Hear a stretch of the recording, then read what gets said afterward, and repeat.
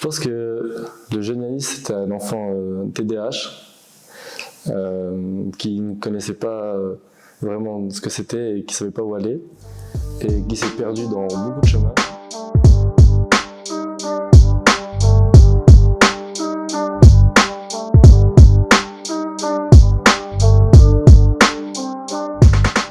Je suis né dans un contexte de deuil. En fait, ma mère a perdu une fille avant que je naisse, une année avant, ce qui fait que la mère sécrète beaucoup d'hormones de stress durant la période de deuil.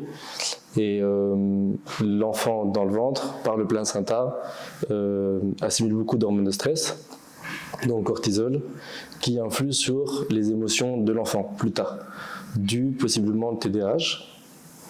Et je suis né déjà dans un contexte comme ça et j'ai toujours eu besoin de bouger, de faire du sport. C'était un peu ce qui me permet de me sentir bien, Et à l'adolescence, je me suis perdu dans la nourriture. J'ai beaucoup mangé. Je continue à faire du sport, mais je faisais vraiment pas attention. Je mangeais n'importe quoi et dans des grandes quantités. J'allais jusqu'à 8 repas par jour. Pas pour me forcer, juste parce que c'était un rythme de vie. Et puis un jour, je suis éducateur et un jour, un enfant il m'a demandé pourquoi j'étais gros, tout franchement. Et je me suis demandé pourquoi en fait. À quel moment j'avais pas réalisé ça. Et à partir de là, j'ai perdu beaucoup de poids, j'ai perdu 40 kilos en l'espace d'une année et demie, ce qui est drastique. Et après, du coup, j'ai fait l'extrême opposé où je suis parti dans une optique de perdre de plus en plus de poids parce que j'étais pas à l'aise avec mon corps. En plus, à l'adolescence, c'est beaucoup plus compliqué de s'aimer avec le regard des autres qui impacte beaucoup. Et du coup, je suis tombé dans une anorexie. Alors, j'ai jamais diagnostiqué, mais j'avais clairement des troubles alimentaires. Et ça a fait qu'après, c'est dans le sport que je me suis retrouvé de nouveau. C'est le sport qui m'a construit, mais c'est le sport qui m'a détruit et qui m'a reconstruit. Au fond de moi, j'avais envie d'aller loin dans le basket. J'avais envie de me donner à fond et de pouvoir performer. Ça montre aussi qu'on est bon aux autres et ça fait monter l'estime de soi-même. Et c'est ce que j'avais besoin, je pense, parce que j'avais pas confiance en moi. Et à travers le sport, c'est quelque chose c'est une porte qui s'ouvre. Et malheureusement, j'ai pas réussi. Mais c'était quand même quelque chose que j'appréciais. Je sais qu'à un moment, on réalise aussi, il faut être franc avec soi-même, et encore plus dans le sport. Quand tu arrives à un âge et tu vois que les autres ont un niveau qui dépasse vraiment le tien, soit tu doubles le travail et tu essayes d'arriver à ça ou plus, soit tu réalises que tu n'as pas ce niveau-là et tu fais un choix, soit tu doubles le travail, soit tu t'arrêtes ou tu fais autre chose ou tu le fais juste par plaisir. Et moi j'ai décidé de le faire par plaisir parce que après j'ai aussi réalisé ce que le sport payait en Suisse et tous les investissements qu'il fallait faire et j'ai réalisé que j'avais pas envie de faire ça dans ma vie. J'avais aucune idée de ce que c'était des calories, des protéines, des glucides, des lipides. J'avais aucune connaissance à la nutrition. Déjà parce que en tout cas moi quand j'étais à l'école c'était pas appris, on n'apprenait pas ça. Aujourd'hui il y a des cours un petit peu, mais du coup j'avais pas de connaissances et moi dans ma famille on n'en parlait pas forcément. Du coup c'était juste de l'ignorance et cette ignorance m'a amené dans une obésité. Mais les mauvaises habitudes que j'avais c'était le sucre principalement et le gras, mais j'étais un bec à sucre. Je pense que manger en cachette ça a été plutôt dans l'anorexie. Mais pas dans les troubles alimentaires, mais pas dans l'obésité. Dans l'obésité, j'avais aucune gêne. Je mangeais ce que j'avais envie et je regardais pas vraiment ce que ça faisait sur mon corps. Ton déclic, ça a été ce petit qui t'a demandé en fait pourquoi est-ce que tu étais en surpoids. Ça a créé quoi comme réaction chez toi? En fait, on me l'avait jamais dit. Aujourd'hui, on est quand même dans une société où on n'ose pas dire que quelqu'un est gros. Parce qu'on dit, même toi quand tu me poses la question, tu me dis en surpoids, tu essaies de ne pas vexer, c'est de la bienveillance. Mais un enfant, il n'a pas ses codes. Et un enfant, il te le dit comme il le pense. Et c'est ça qui m'a sauvé. Parce que personne n'osait me le dire, oh t'as pris du poids, oh qu'est-ce qui s'est passé, oh fais attention. En fait, on m'a rien dit. Et moi, j'ai pas réalisé. Alors, c'est pas la faute des autres, c'est clair. Mais ce déclic-là m'a permis de me rendre compte déjà moi-même que j'avais pris du poids. Et que c'était pas comme ça que je voulais être. Et après ça, j'ai changé. Les premières choses que tu as mis en place, en fait, c'était quoi? ça a été d'arrêter de manger entre les repas. J'ai perdu au moins 10 kilos les 3 premiers mois, ça a été très très rapide. Et puis après, ça a été de regarder ce qu'il y avait dans mon assiette, de comprendre. Voilà, Internet m'a beaucoup aidé. Et puis mon entourage, je questionnais beaucoup ma mère qui est infirmière et qui a quand même un peu des bases en nutrition aussi de par son vécu, mais aussi de son métier. Et du coup, je lui posais des questions de ce que j'avais le droit de manger ou pas. Et en fait, on comprend qu'on a le droit de tout manger, mais c'est une question de quantité. Et en fait, du coup, dans mes assiettes, j'ai mangé, au lieu de faire 2 assiettes, j'en mangeais qu'une, parce que j'en avais besoin qu'une, en soi. Et je mangeais à ma faim. Et puis après, j'essayais quand je perdais encore, je me suis dit, ok, c'est bien. Maintenant, je vais plutôt manger des protéines maigres ou du poisson, et puis favoriser des glucides qui sont complets, et puis beaucoup de légumes. Et puis après, on apprécie à manger sainement, et puis c'est un engrenage qui nous permet de nous sentir mieux.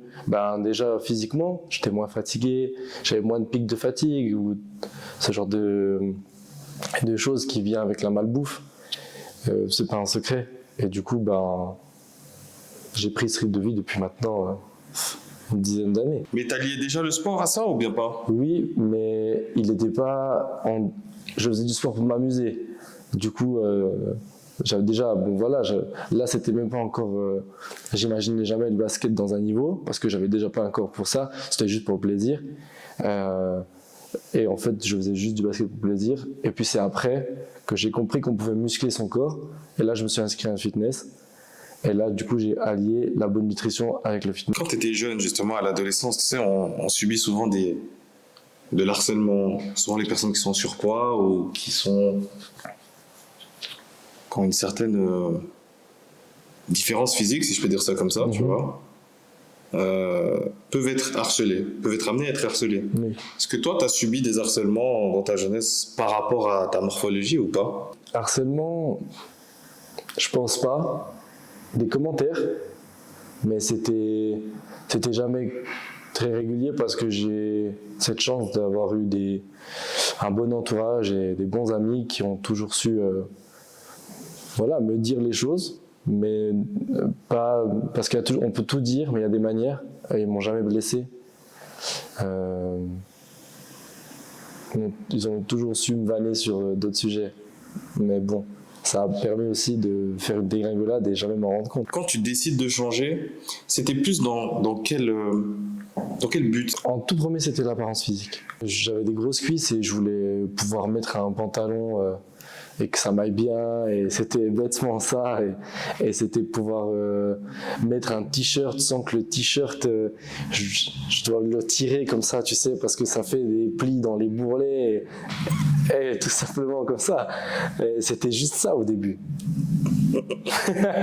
Quand du coup je commence mon CEC d'assistance éducative, dans les cours, j'apprends qu'un enfant qui a un TDAH, un adulte toujours, sécrète moins de dopamine et de noradrénaline, ce qui est 2 neurotransmetteurs dans le cerveau. Et ce que je comprends, c'est que le sport alimente ces neurotransmetteurs et donc régule en fait ces neurotransmetteurs et qui permettent en fait d'être mieux concentré. En fait, c'est clairement ce que la Ritaline ou d'autres comme la Concerta, d'autres médicaments pour les TDAH fait, mais du coup c'est naturel. Et là, je comprends que ça dépasse l'envie et que en fait, ça me permet d'être beaucoup plus concentré, d'être meilleur à l'école et de pouvoir en fait suivre une formation sans difficulté. Mais t'avais jamais remarqué ça en faisant du basket? Non. En fait, j'étais dans une zone d'hyperfocus. En fait, quand je fais du basket, j'oublie tout. Et ça fait voir beaucoup de gens. En fait, le sport permet de s'évader parce qu'on ne pense à rien. On pense juste à ce qu'on doit faire sur le moment même. C'est la spontanéité pure. Et j'avais jamais fait en fait le lien et j'avais jamais compris scientifiquement comment ça se faisait. Et c'est grâce à ça que j'ai compris et que j'ai fait le lien. Premièrement, je me supporte pas si je fais pas de sport parce que ça devient une drogue. Ça fait plus de, je dirais 20 ans que j'en fais du coup. Depuis mes 4 ans. Et si j'en fais pas, au bout de 3-4 jours, je vais être irritable. Et déjà, pour me sentir bien avec moi-même, je suis même pas irrité avec les autres. Alors certes que oui, mais c'est déjà moi-même, je me supporte pas. Et j'ai besoin de faire du sport, ça me fait du bien, ça me permet de m'évader. Et ça devient un besoin en fait. J'ai repris du poids après ma grosse perte de poids où vraiment j'étais très fatigué. J'ai repris à manger sainement, j'ai repris le sport correctement. Et du coup, esthétiquement, je me sentais mieux parce que du coup, j'étais plutôt gainé. C'était esthétiquement joli, bien sûr. Alors, la société aussi pousse à ça, mais c'est la santé aussi. Et moi, je me sentais bien, donc je m'en foutais de ce que la société pouvait penser ou pouvait me forcer à faire. Je savais que le fitness, manger bien, esthétiquement, ça me faisait un meilleur corps et ça me permettait de me sentir mieux dans ma peau et donc de ne pas avoir de mal-être. En tout cas, moi. Tu t'entraînes combien de fois par semaine pardon. Alors, j'ai eu de tout. Là, en ce moment, on est sur 5 à 6. Mais j'ai eu jusqu'à 13. Parce que j'ai une tendance, comme tu l'as vu, entre la perte de poids, la prise de poids, à être dans les extrêmes. Et le sport en fait partie. J'ai été dans un extrême où je m'entraînais 13 à 14 fois, donc 2 fois par jour, tous les jours. Ça pouvait changer, ça pouvait être de la muscu, du basket, de la course, peu importe. Mais on compte pas ses besoins nutritionnels en s'entraînant 14 fois. C'est impossible. Donc on détruit son corps. Vraiment, en fait, le corps va brûler les muscles pour créer de l'énergie à un bout d'un moment. Et donc, en fait, c'était juste la débandade. Mmh. Et ça a fait partie des moments les plus difficiles pour toi ou pas? Oui, je pense que ça a été très difficile parce que reprendre après du surentraînement, c'est encore plus compliqué. Parce que même si on régule et qu'on revient à 4 entraînements par semaine, les 4 entraînements ils sont très durs parce qu'on est très fatigué encore. Et, des fois, il faut prendre des pauses de 6 mois à 1 an. Moi, je ne le voulais pas. Mais ça a été dur les premières années après le surentraînement. Mais la course a été, je dirais, le sport qui m'a mis le plus dans le mal parce qu'en fait, je l'avais utilisé lié à la culpabilité. C'est-à-dire, quand je mangeais et que je culpabilisais d'avoir mangé parce que j'avais des troubles alimentaires, ce que je faisais, c'est que j'allais courir pour éliminer ce que j'avais mangé. Donc c'est vraiment c'est pathologique. Et la course a été pour moi longtemps quelque chose de très mauvais parce que j'avais une relation qui était très malsaine. Et aujourd'hui, je retravaille ça en faisant de l'ultra-trail, qui est aussi un petit peu... À partir de, si je dis pas de bêtises, environ 50 km, un peu plus, c'est de l'ultra. Mais pour des gens, peut-être qu'à partir de 50, c'est encore un trail, ça dépend. Mais vu que je fais quand même des trails de 80 km avec pas mal de dénivelé, j'ose dire que c'est de l'ultra. Uh-huh. Car c'est quand même 18-19 heures d'effort. Ok. On s'arrête pas et c'est presque une journée de boulot, quoi. Pourquoi tu fais ça? C'est thérapeutique. C'est quelque chose qui me permet de me reconcentrer sur moi-même, d'oublier tout ce qu'il y a à côté, autour, le travail, la famille, tout ce qui peut, voilà. J'ai une chose à faire, je pars d'un point A, je dois arriver à un point B, j'ai tel temps pour arriver, j'ai des checkpoints, je peux pas arriver quand je veux. Il y a des checkpoints, par exemple, après 30 km, si j'ai pas atteint un niveau, je suis disqualifié. Donc il y a une cadence à retenir, donc il y a une foulée à garder, il y a une nutrition à gérer, on n'a pas le temps de penser à autre chose qu'à ça. Et c'est du dépassement de soi. En fait, comme je parlais, je l'ai compris beaucoup plus tard, je l'ai compris il y a d'ailleurs pas longtemps. Je suis né dans ce contexte de deuil et j'ai eu ces problèmes-là, le TDAH qui est sûrement lié, alors on ne peut pas l'affirmer mais c'est sûrement lié. Et le sport est donc une thérapie pour ça aussi. Et quand je fais des longues distances comme ça, le but à travers ça, c'est aussi de prouver à moi-même que j'ai le droit d'exister. Parce que, en fait, naître après un deuil, on peut aussi se demander pourquoi moi j'ai le droit de vivre. Pourquoi la personne avant moi, elle n'a pas vécu, mais moi j'ai le droit de vivre. Et c'est une manière aussi de me prouver à moi-même que j'ai le droit de vivre. Alors qu'en soi, si on est rationnel, il n'y a pas besoin de faire ça. Si je suis là, c'est que j'ai le droit d'être là. Mais c'est pas rationnel. Et ça me permet de me sentir bien à travers ça. Je cours pas pour moi. En fait, ça me fait du bien, mais il y a beaucoup de gens qui me supportent, il y a beaucoup de gens qui m'envoient des messages, il y a beaucoup de gens qui me sollicitent dans ce que je fais, qui me demandent d'aller courir avec eux, qui commencent à perdre du poids grâce à moi, ou qui me disent tu m'as beaucoup inspiré. Et en fait, ça, c'est la chose la plus formidable qu'on m'ait dit dans ma vie.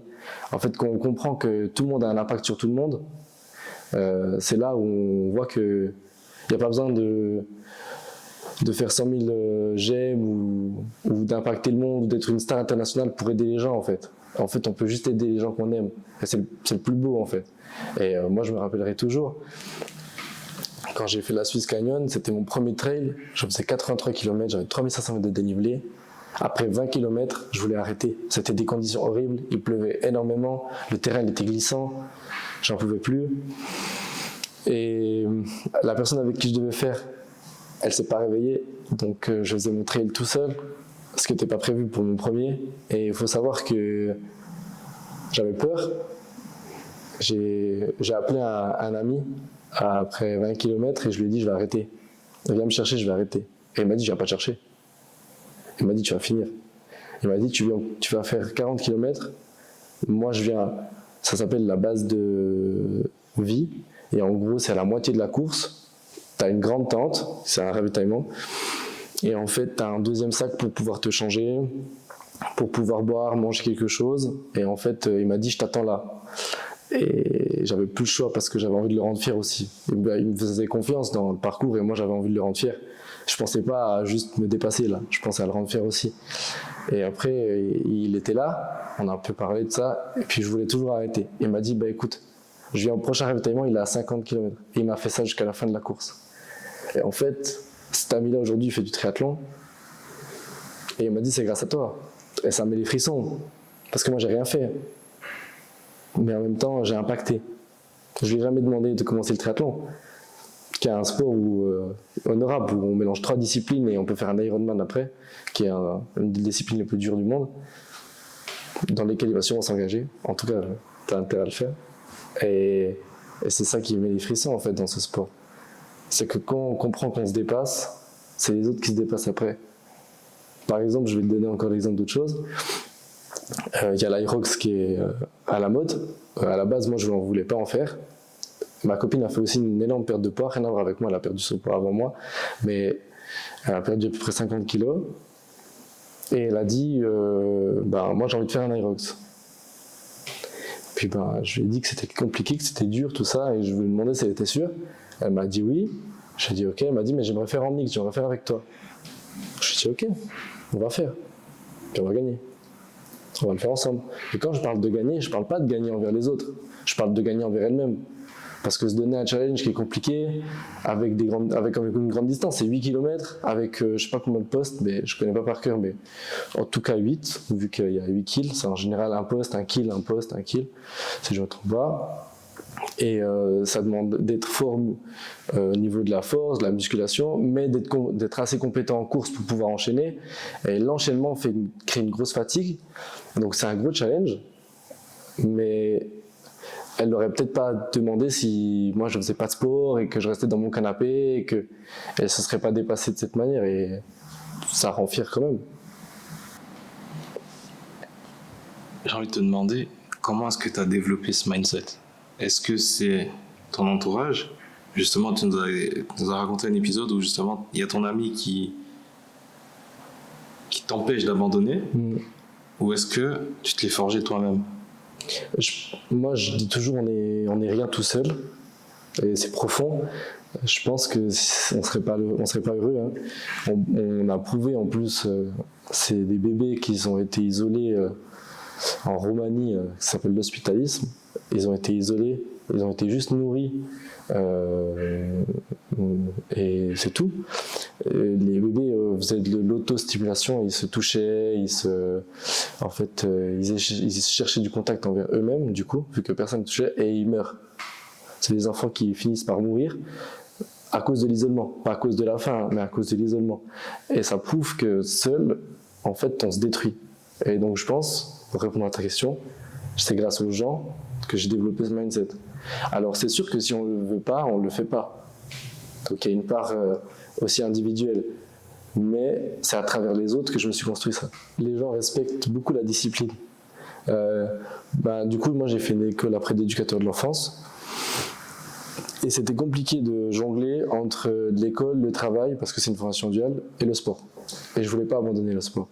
Alors en fait, ce que j'ai fait, c'est que je me suis levé tous les jours à 4h30 pour aller au sport à 5h, pour finir ma séance à 6h30, rentrer, faire ce que je devais faire, promener mon chien, etc., déjeuner et partir à l'école ou partir au travail. Et lorsqu'on fait ça 2 ans, tout le temps, sans lâcher, il y a un respect qui se forme. Parce qu'en fait, on sait que c'est plus de la motivation. On n'a aucune motivation, il fait froid, il fait nuit, personne n'a envie de s'entraîner à ce moment-là. Mais de le faire, ça montre une fois de plus que ça dépasse le sport et que c'est de la discipline et que la discipline apprend aussi le travail. Et que si je me lève tous les matins pour réussir cette école parce que je veux m'entraîner et puis pas lâcher l'école, ça te donne la motivation à bosser pour l'école et à bosser pour le travail. Et je ne suis pas un adepte du travail où il faut donner sa vie pour ça. Mais je pense que quand on nous donne des responsabilités, il faut les assumer correctement.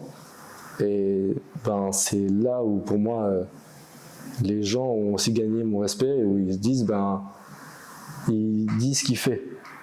Et il fait ce qu'il dit. Et je pense que, peu importe la personne que j'ai en face de moi, si je lui dis que je fais ce que je dis, elle va avoir confiance. Parce que je lui promets quelque chose que je vais faire. Alors, c'est pas toujours possible. Et majoritairement, si on le fait, on a la confiance. Et si on a la confiance, on crée des liens. Impeccable. Bon. Quand tu te regardes dans le miroir aujourd'hui, tu vois quoi? Tu vois qui? Comment est-ce que tu te décrirais?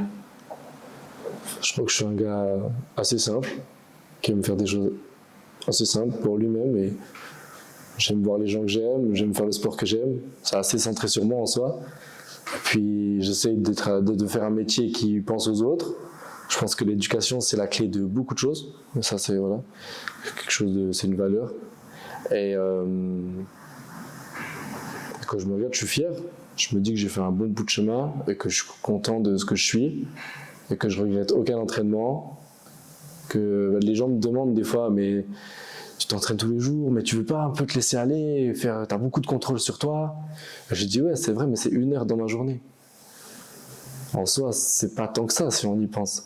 Ça demande juste de s'obliger un peu, mais en soi, c'est juste ça. Donc je regrette rien. Je crois que je suis fier de ce que je fais, de ce que je continue à faire et de ce que les autres font aussi.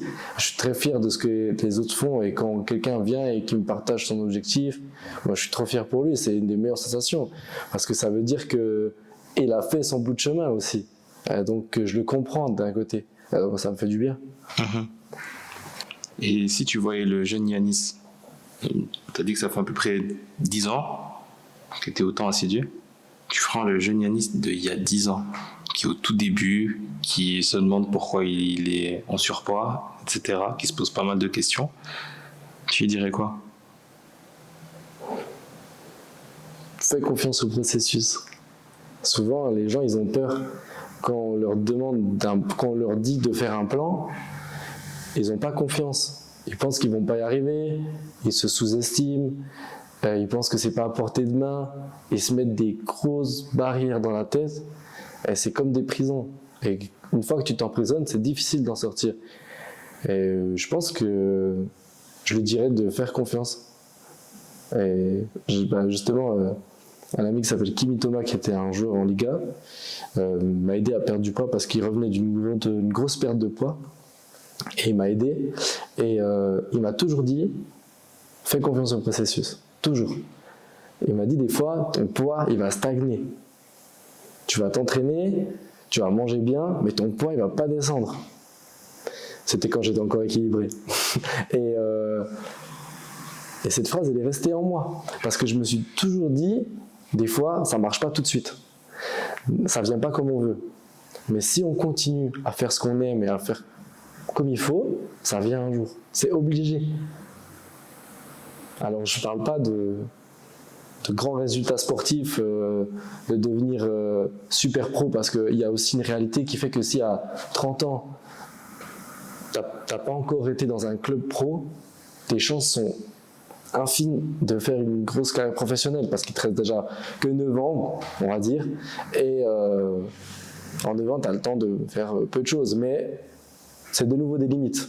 Et il y a des gens qui le prouvent je crois qu'il s'appelle Ingram, c'était un joueur qui était en G-League, du coup aux États-Unis, qui à 30 ans est venu en NBA et a fait des très très bons matchs. Donc ce que je dis, il ne faut pas le prendre au pied de la lettre, mais je pense qu'il y a une réalité aussi qu'il ne faut pas se cacher. Il faut être honnête avec soi, mais il faut aussi croire en soi. C'est un peu bateau, mais il faut essayer de lire entre les lignes. Ouais, bien sûr que j'ai envie de transmettre, et je le fais pas forcément. Alors des fois, je fais un petit post sur Insta, une petite story, alors je partage comme ça sur les réseaux, mais je crois que la plus grande transmission que j'ai, c'est avec mes proches, ou avec les gens que je côtoie, parce que c'est là où je pense que j'ai le plus de portée, où j'ai le plus d'impact, et c'est ça aussi qui me touche le plus, parce que c'est très vrai, c'est des gens qu'on côtoie tous les jours, et en fait de voir mes amis évoluer, grandir, qui soient fiers d'eux, en fait c'est une sensation qui est incroyable, et c'est pour ça aussi que je continue à faire ça. Comme je te parlais à mon 6 Canyon, bien sûr qu'il y avait mon ami qui était là, mais combien j'ai reçu de messages? Après 60 km, j'ai pris mon téléphone et j'ai regardé tous les messages que j'avais reçus, parce que le matin j'avais mis une petite story comme quand j'étais à la course. Les gens ne savaient même pas ce que c'était, mais ils m'ont tous dit bonne chance, ça va aller, courage. Et ceux qui savaient, leur message des fois était un peu plus personnel et plus fort. Et en fait, c'est magnifique. J'ai pas besoin que le monde voit ce que je fais. C'est pas un besoin. Mais je suis tellement fier quand mes amis ils me soutiennent comme ça. Ça, c'est magnifique. Aujourd'hui, qu'est-ce qui te motive? C'est quoi tes rêves? Premièrement, ce qui me motive, comme je t'ai dit, c'est mon entourage. C'est vraiment mon entourage de continuer aussi pour moi, mais de continuer pour eux. Et mon rêve, je crois qu'il est là, c'est de continuer à inspirer. Je crois pas que j'ai besoin de plus.